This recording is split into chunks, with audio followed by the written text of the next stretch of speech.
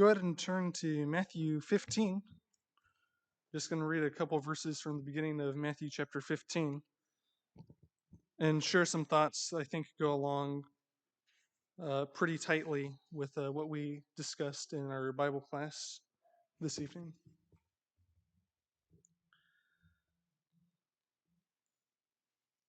Verse 1. Then Jesus was approached by the Pharisees and scribes from Jerusalem, who asked, "Why do your disciples break the tradition of the elders? For they don't wash their hands when they eat."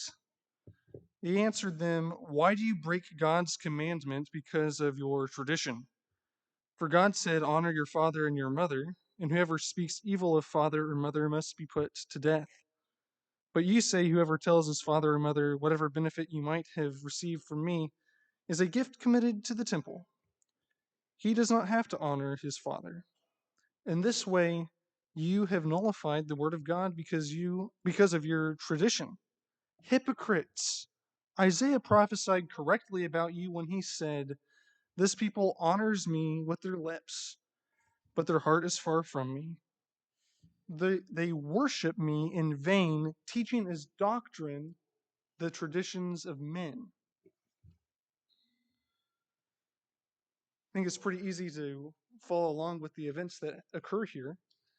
The Pharisees are either legitimately upset or looking for some excuse because of other things they're upset about.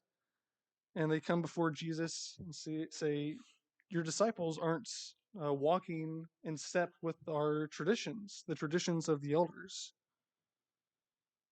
And Jesus calls them out quite effectively. You say, "Why do they break these commands? Why do you break God's commands? Why do you tell people they don't have to truly honor their parents?" What Jesus is trying to cut to the root is this danger of conflating the commands of men with the commands of God. I think that's why it's so chilling to read what he concludes with there in verse 9 when he quotes Isaiah. "They worship me in vain. They teach the doctrines of human commands," as if, and he means teaching them as if they were gods. That's what they're caught up in doing, teaching human commands instead of God's commands.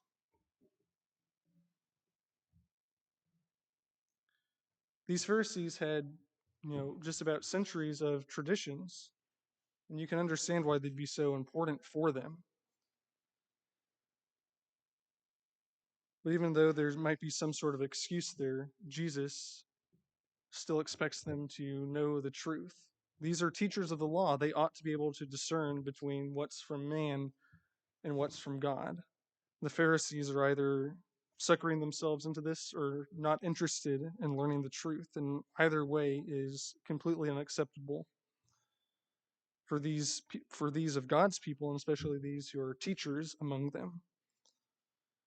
It's a reminder for us certainly not to conflate the same things.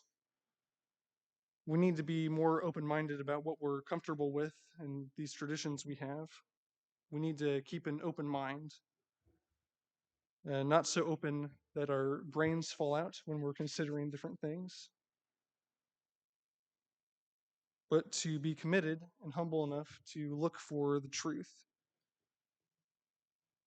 And when you think about these ideas in connection to Acts chapter 7, we can see where the Pharisees will eventually end up because they don't address these problems. Because they are so focused on their own doctrines and traditions, they kill Stephen when he's telling them a super important message. You need to change. You can't be like your ancestors. You need to adopt the truth. And they literally cover their ears and shout and scream at him as they kill him because they do not want to change.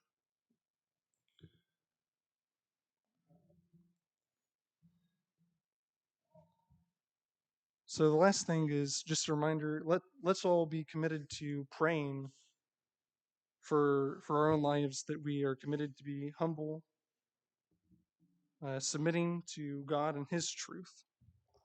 Because when we're committed to trusting and obeying Him,